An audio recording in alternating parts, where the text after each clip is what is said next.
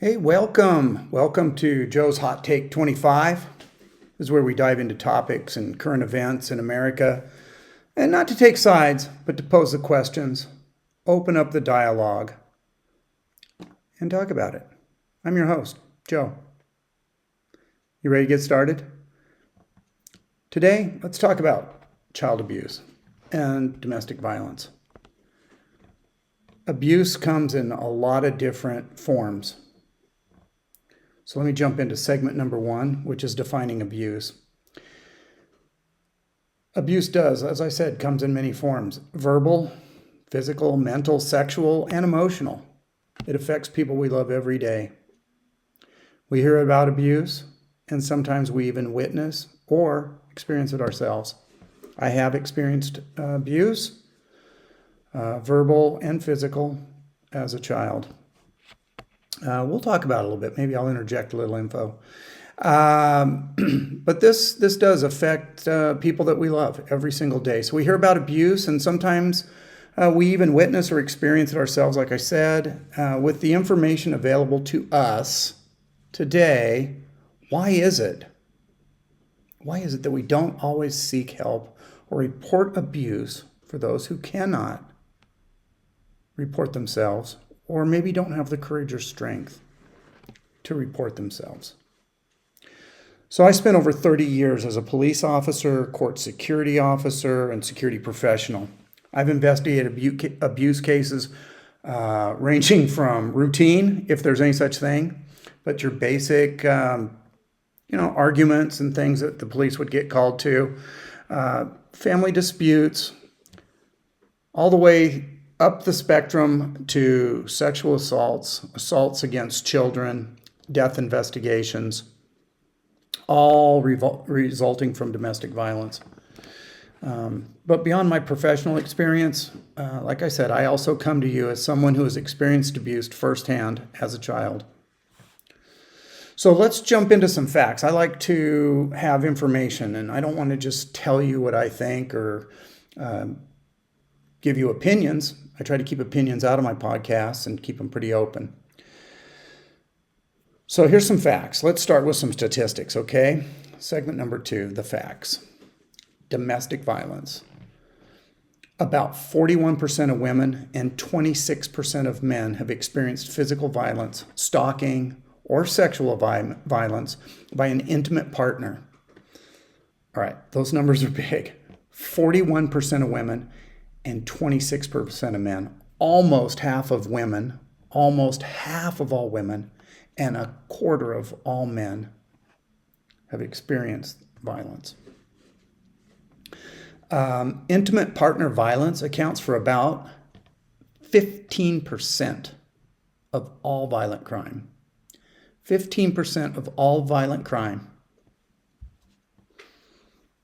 Wow. What do we do about this? How can we control this and help? So we're going to talk about it. We're going to come up with some ideas. Okay. Domestic violence is most common among women ages 18 to 34. So our younger women. Victims of domestic violence lose millions of days of paid work each year. Millions of days. Not hours, not dollars. Millions of days, which equates to large dollars. 15.5 million children witness domestic violence each year. Maybe you were one of those. I was. I witnessed domestic violence in my home. The cost to the U.S. economy for domestic violence is in the billions annually. Let's talk about child abuse. Child abuse reports involve approximately 7.5 million children each year. 7.5 million children each year. There's a key word in what I just said. Child abuse reports involve. So 7.5 million children each year, but those are the cases that are reported, folks. That's what is actually reported.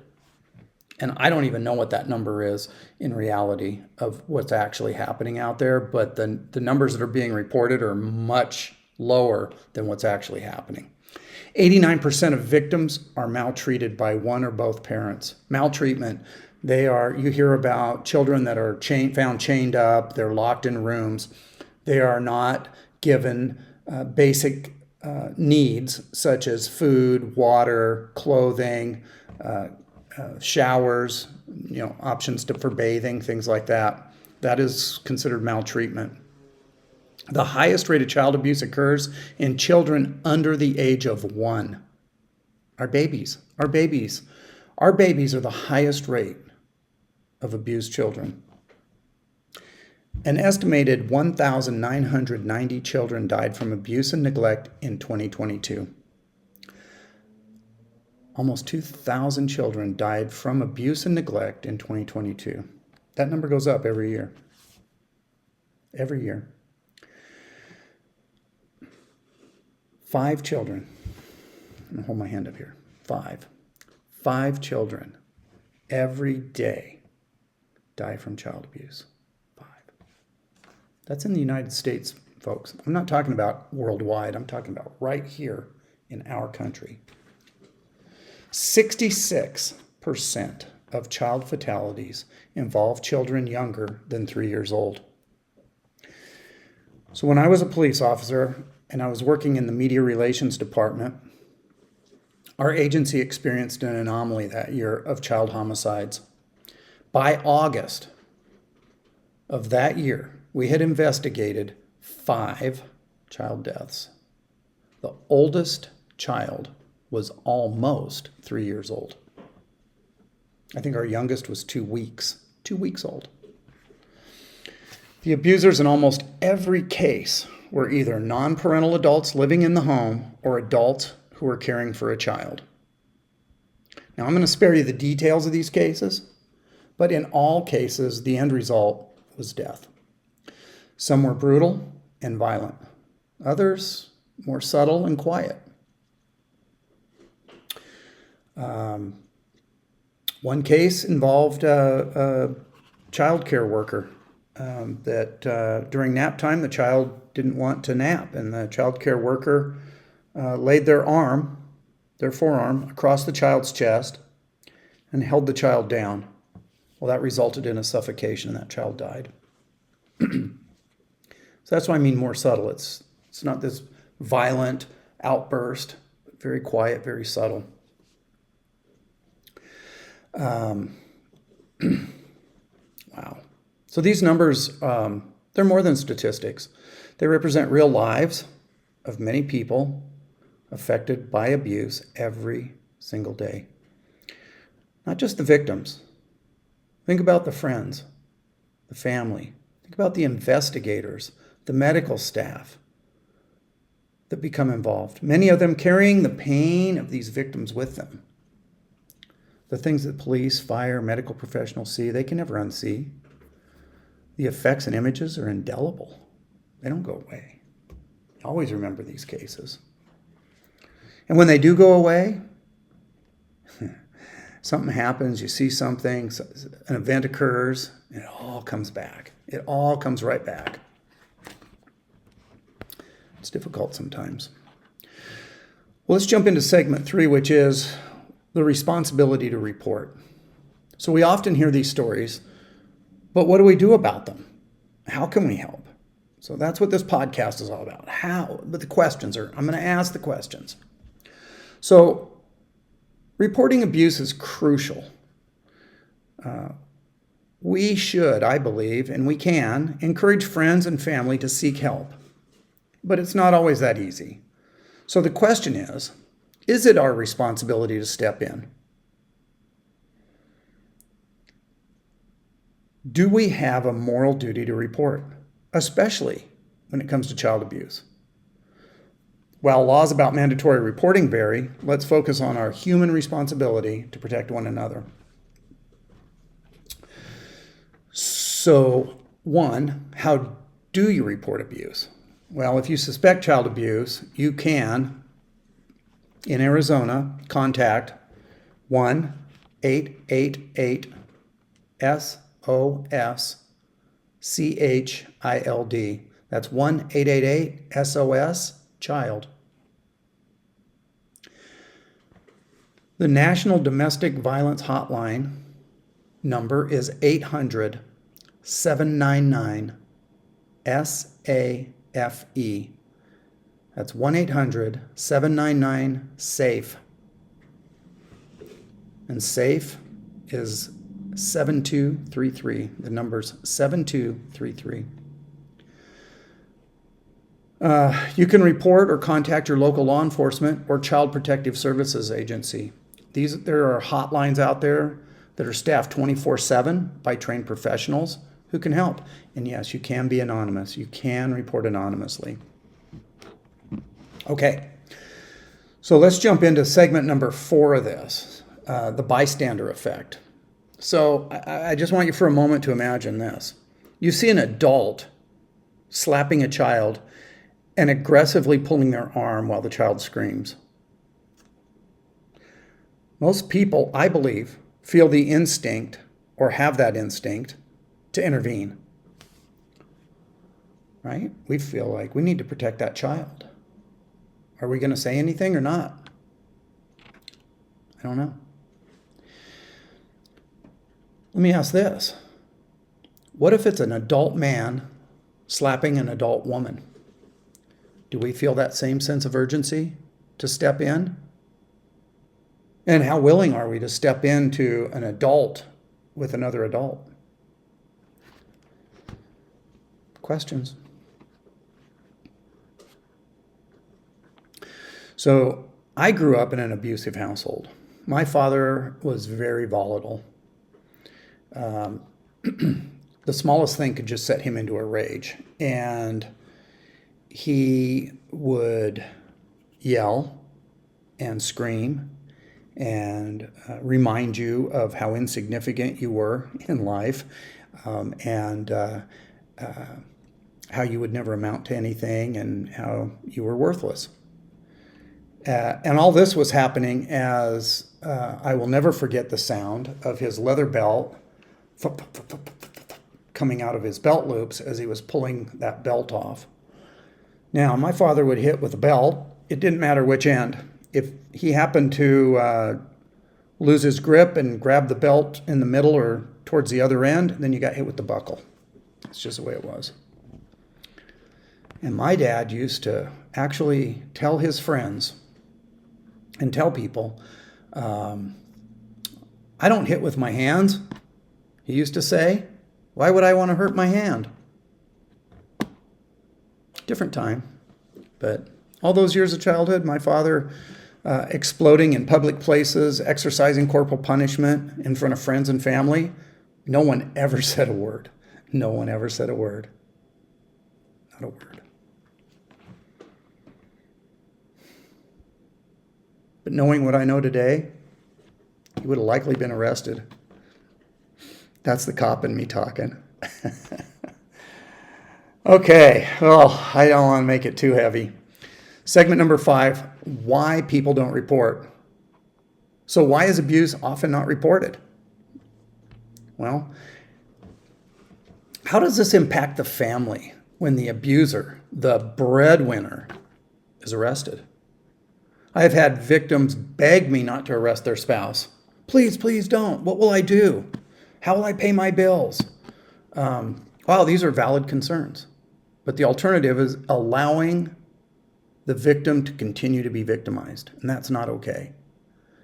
And that cost is far greater in many cases than the cost of their spouse being arrested and losing their job or whatever. But if you're experiencing domestic violence, if you know of someone that's experiencing domestic violence, I would encourage you to help them. Help them get away. Help them be safe. Okay, so I know this from experience. It's better to get out and get help than to stay in it and live in fear. It's terrible. So, I said I worked in the media relations department of a police department. I did that for 8.5 years, and this used to get me. We've all seen news reports where a child has died due to abuse. And the media goes out and they start grabbing up neighbors and they're interviewing the neighbors. And in almost every case, the neighbors say, well, we knew something was going on over there. Or, oh, that happened over at the such and such house? Oh, yeah, not surprised. What does that mean? Does that mean that you saw something, you knew something, but you didn't want to get involved? Why? Why didn't someone act? Well, there's a few common reasons why people don't report abuse. One is, well, it's not my business. It's none of my business. What they do at their house, that's their business. Some people say, well, I don't want somebody to retaliate against me. I don't want them coming over here, breaking my windows, scratching my car, or beating me up because I reported them to the police. And then there's this. What if I report it, but nobody believes me? What if I report it, but nobody believes me? So what I would say to that is, one, you can report anonymously. Well, I can say that to all of these. You can report anonymously. And you will be believed. You will be believed because it is the duty of the police to go out. If you report abuse, the police are going to go out to that house and they're going to make contact. And the police are trained to find signs and symptoms of abuse. They're trained in the way to speak to people and find out about abuse. So call the police. Let the police come out. There's my opinion going into my podcast. But these are real concerns. But I don't think they should stop us from helping those who can't help themselves. Right? We can call the abuse lines. We can call the police. We can be anonymous.